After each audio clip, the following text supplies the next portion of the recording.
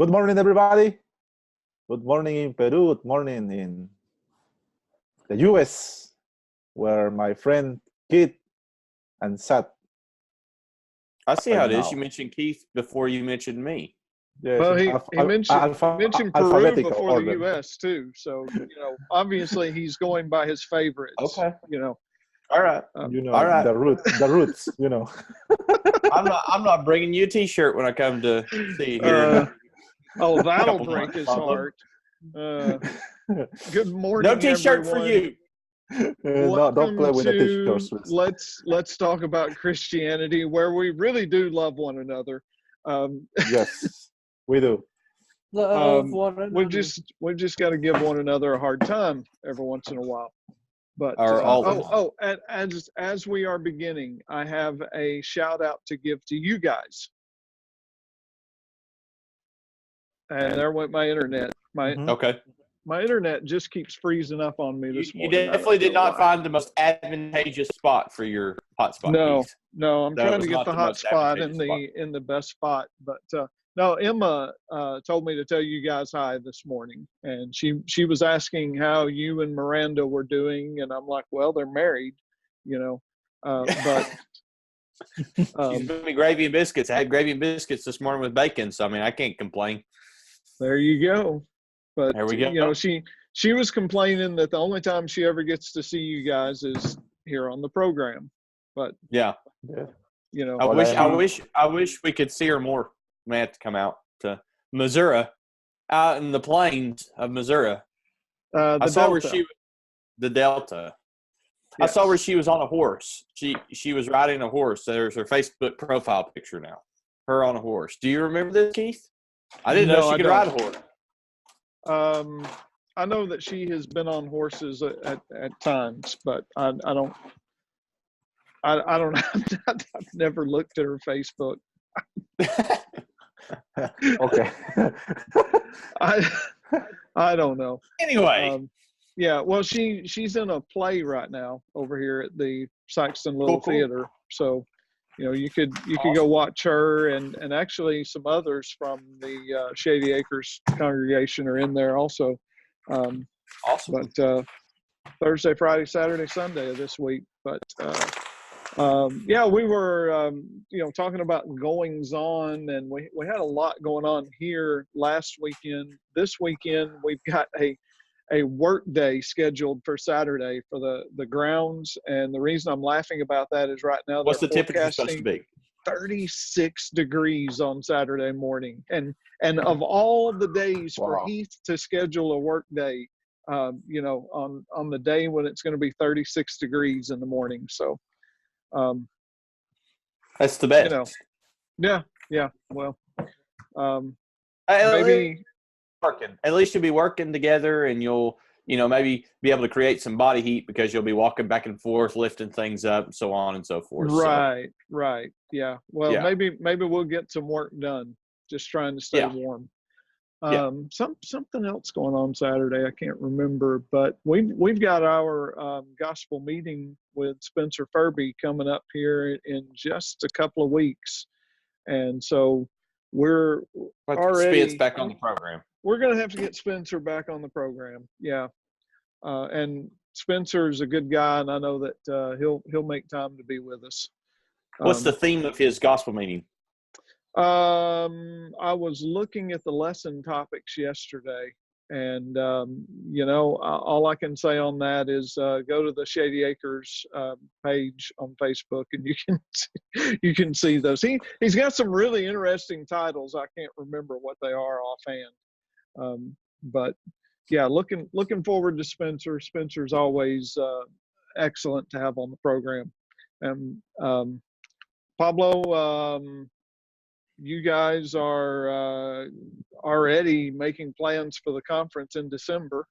Yes, and actually there is a medical campaign running in Huaral. Really? Yes. The church now or coming up? Now, still until tomorrow.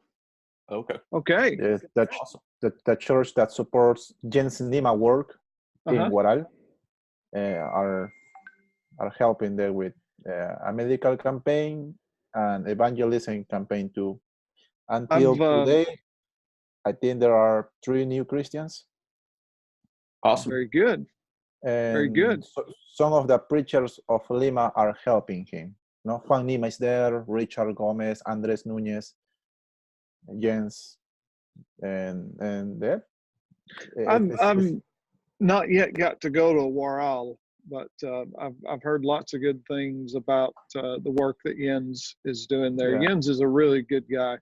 Yeah, his family too, his wife, and it's funny, like it, because we during the last 3 years we just passed through Waral, and we never stopped. Yep. Yeah, the past 3 years. We hope to stop this year. Being Waral. No, the past 2 years, because that 3rd year ago we didn't go up to. But yeah, the last 2 years we've just driven right through. But so and that's it. Zach, what's going on over there? Well, like I said, we don't really have much coming up because we've already passed through all of our stuff in the fall or the start of fall with everything. We had the Apple Day Festival this past weekend, which is a good time for our community, and we had a lot of people traveling. You got EYC coming up and things of that sort, so people are planning and getting ready to go into those things. And here before long we'll have a couple benevolent works starting and things of that sort in about the middle of fall. So right now though we've pretty much not got anything going on. Are you planning the Thanksgiving dinner again this year? Yes, and a couple of other things. We've had a few ideas thrown out and things of that sort. We've still got to go through those and weigh those. But right now, yes, the Thanksgiving Day dinner, that's always a work we do. But we got some new things possibly coming up, so we're excited about it. Very good. Okay. Last week we were talking about John 13 and servitude, and I wanted to go back and talk some more about some things there relative to servitude. And I made the statement last week, and I actually did not get any negative feedback on what I said. I halfway figured that I would, but I made the statement that sometimes I think we're too focused on washing feet, and but I want to point out relative to that the attitude that Jesus gave in that example there in John 13 was one of extreme humility, and one of, and we made the point that the feet washing for them, it would be very different than for us today. But for any number of reasons. Number one, most people today probably, in all honesty, would not want their feet washed.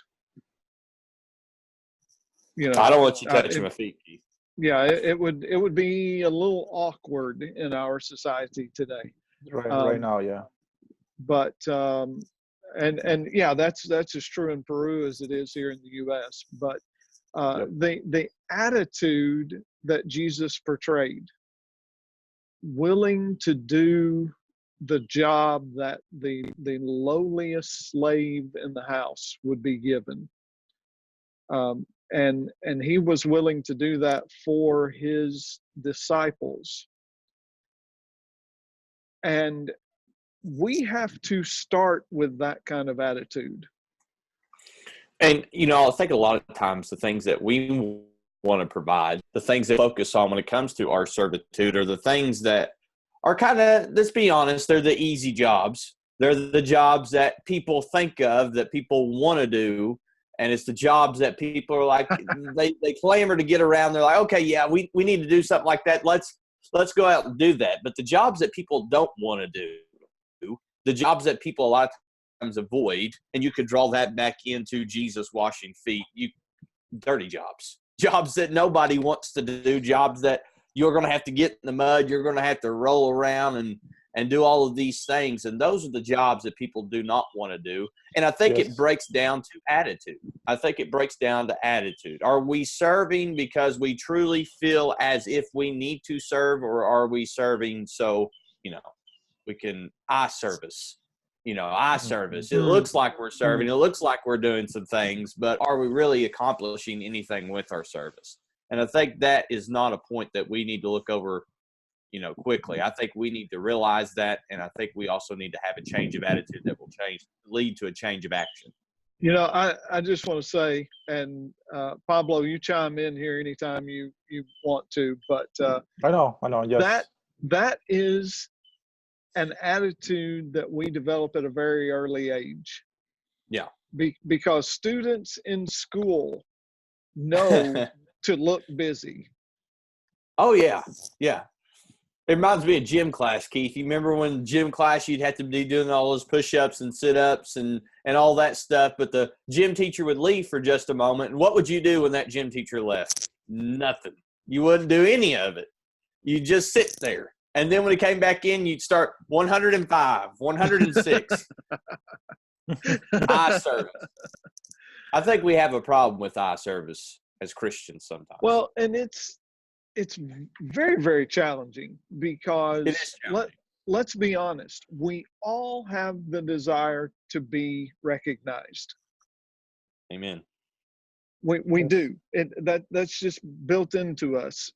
But that's not what we are to be about as Christians. And so that makes it very challenging for us. But as we take this attitude of humility and we talk about how Jesus humbled himself, and we could look at any number of ways that Jesus humbled himself, and it's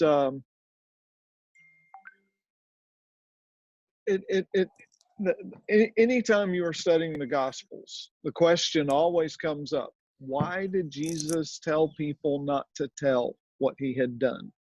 Right. And I think part of that was he didn't want crowds following him for the wrong reasons. Right. Mm-hmm. And we as the church today, fast forward 2,000 years,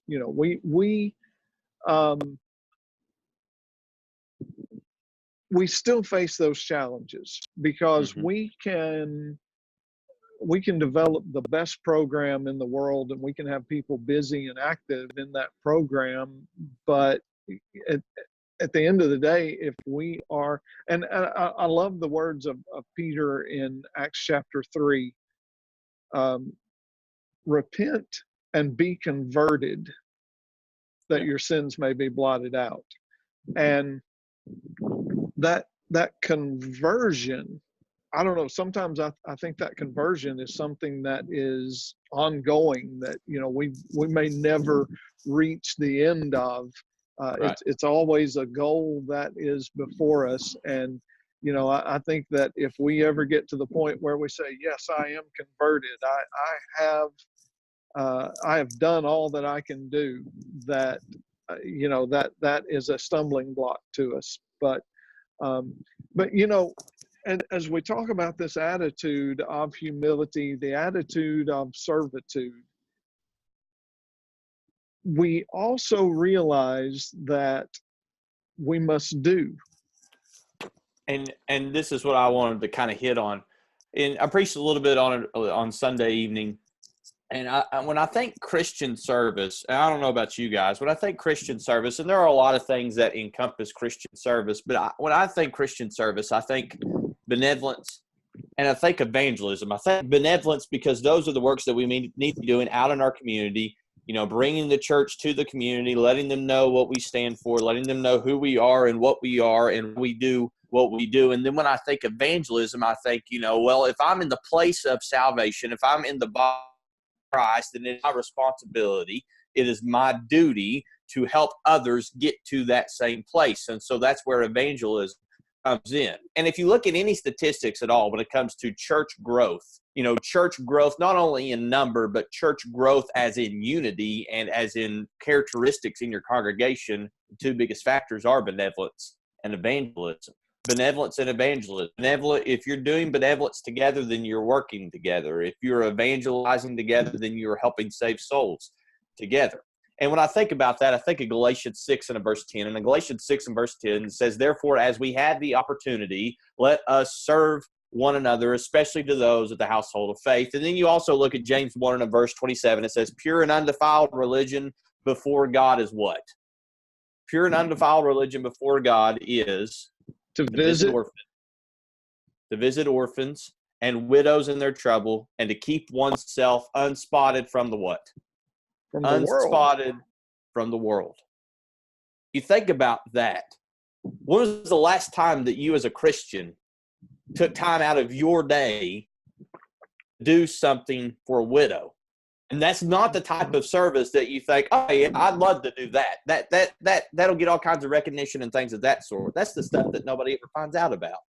When's the last time that you as a Christian took time to go help a child or an adult that is in need, that is in desperate need of some help, of some advice?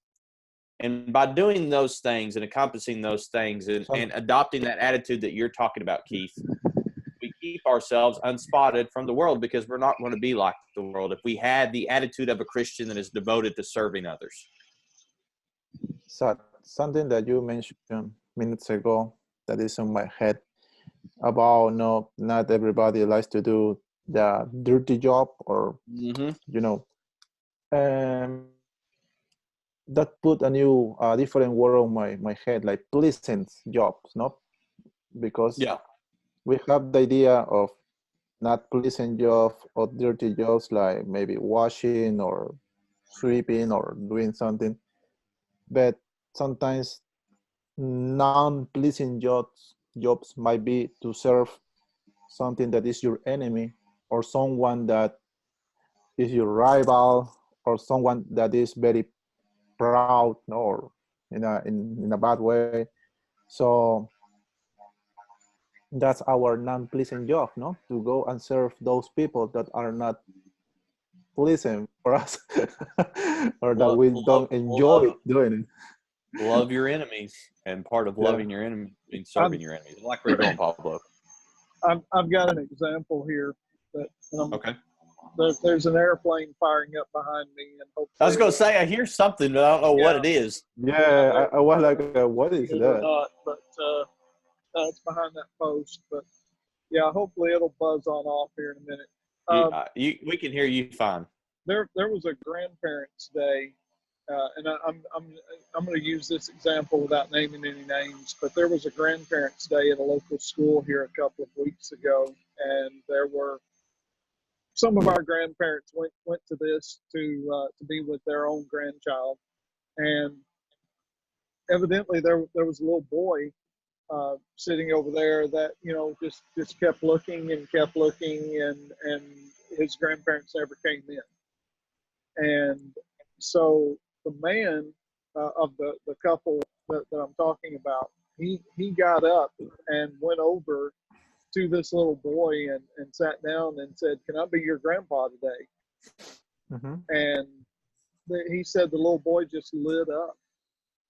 And you would have thought that you had given him like a gallon of ice cream or something. And in his mind, you probably did. It was probably here was what was so funny to me. He said that he sat down beside this boy. Actually, it was his wife telling me about this. But he sat down beside this boy, and he starts talking to the boy, and the boy's he's not crying anymore. He's cheering up, and she said that there was a little girl that saw what was going on and went over and sat down on the other side of him. That's awesome. And so he ended up, adopting 2 grandchildren on that morning. And, it was something that was so simple, so easy to do, And the reason I bring that up as an example is there are countless people in this world who need something so simple. Yeah. But it's a need that they have. And a lot of times our eyes are not open to those things. A lot of times we are busy dealing with our own situations. And I was, I was glad that he was willing to sacrifice that time with his granddaughter to go and to do this. But I was also glad that his granddaughter would have rather had him over there doing what he did than, being with her. And so there's a balance that is there. But I think a lot of times. Go ahead. Well, there are so many open doors before us to do things for others that don't involve money. Because when you start talking about benevolence, that's always the first question. What's this going to cost? Yeah, well, actually, that's the second question. The first question is, are they genuine? Yeah. Do they genuinely have a need? There's another airplane coming in. It's a busy morning here. What was I thinking coming to the airport? Yeah. But plus it's cold. Yeah. Benevolence doesn't necessarily involve money, and reaching out to the community, to those who are in need, doesn't necessarily involve money. And I think we're missing a lot of opportunities to help others because there are too many times that we say, what's it going to cost? Exactly. And it may be a bleak outlook. I don't know. Maybe it's a depressing outlook. But every time I come into worship, or sometimes Pablo. Yeah, sometimes that those on those members is because we or some leaders made that environment that benevolence is only money. Yeah, sometimes we need to teach that it's not about money. Money too. And like I was saying, every time I come into worship and I make my rounds and I try to greet as many people as I can in the church building. Me too. But in the back of my mind, there's this thought, and I just can't get the thought out of my mind. And that thought is, there's somebody who's ready to quit. There's somebody who's just ready to hang it up. They're having a hard time. They're struggling with some things, and they're looking for a way out of being a Christian. And then there's also those same people who are looking for something else. And I really do think they're looking for someone. They're looking for someone who's going to help them. They're looking for someone who will love them, who will show that valued, who will show that they are wanted, who will show that they are needed. And you can apply that two ways. One, you can apply, you need to look for those open doors as Christians, open doors into people's lives where you can actually make a meaningful difference. Make a meaningful difference in the life of another person. That's what we all want to accomplish as a Christian.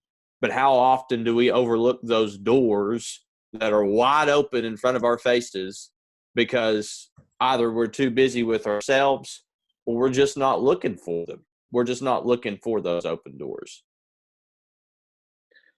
Well, there are 4 or 5 different ways we could go off of that. You're welcome. For sure. Well, yeah. Maybe a part three. Part three. We don't. Yeah. Some of those get into actual, ministry by those who are, as Pablo described, leaders within the church. I was listening to a guy actually last night at a group that we were meeting with, and he was talking about his boss says don't do drive-bys, don't just walk by somebody and say, right, hey, I need this, and then keep going, because if you come up to me and tell me something on a Sunday morning before worship, I'm not going to remember it till I sit down. Yep. And I always tell everybody, send me a text, send me an email, write me a note, do something. But, there was a point to all this. That dog barking really caught you off, didn't it? It got you off that point. Is that your dog, Pablo? Where's the goose been? Where has the goose been? I guess he got mad at us. Yes, my dog, maybe. I don't know why. He's barking. Well, Pablo's farm of animals. The point that I was trying to make, though, is that we get busy and we may recognize a need that someone has, and then for whatever reason, we don't follow through with it. Yeah.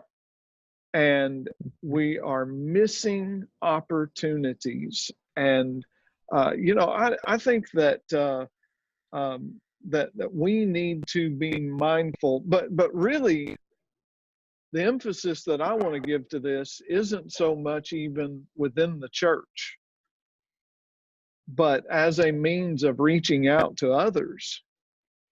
Mm-hmm. I made this comment to somebody this past week.